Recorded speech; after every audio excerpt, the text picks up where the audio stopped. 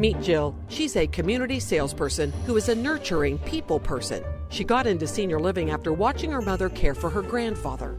Every morning, Jill wakes up hoping for new prospects. Occupancy is down at her community. Today, Jill arrives at work to find her tour is 30 minutes early. But first, the kitchen staff wants her to deliver a breakfast box to Mr. Carlson. Her executive director reminds her of the sales report due at the end of the day. How many inquiries? How many disqualified? How many tours? Any move-ins? It's barely 8 o'clock and her head is spinning. Jill acknowledges the boss, runs the box to Mr. Carlson, trying to keep the conversation brief. Jill reaches her office, opens her spreadsheet, listens to 5 messages, and weeds through emails. No real prospects.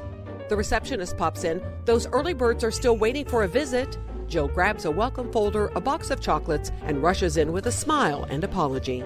She doesn't want them to know she's stretched thin. Daughter Wendy smiles back. Walter appears less than impressed. This visit was not his idea. In 2 hours, they see 3 floor plans: game room, gym, dining room, media room, barbershop, courtyard, and help retrieve Mrs. Harper's cat that escapes her room.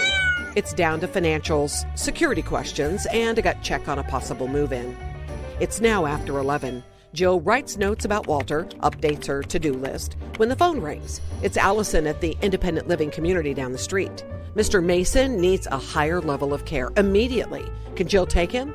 As she prepares referral papers, she notices 23 new emails. Most will be junk and a waste of her time.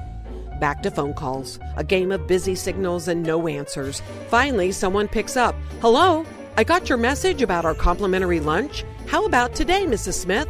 As Jill listens to the woman's story about her husband, she scours the other calls on her list. When Mrs. Smith finally says, yes, great, I'll see you both at 12:30. She hangs up wondering if Mrs. Smith was irritated about the short notice.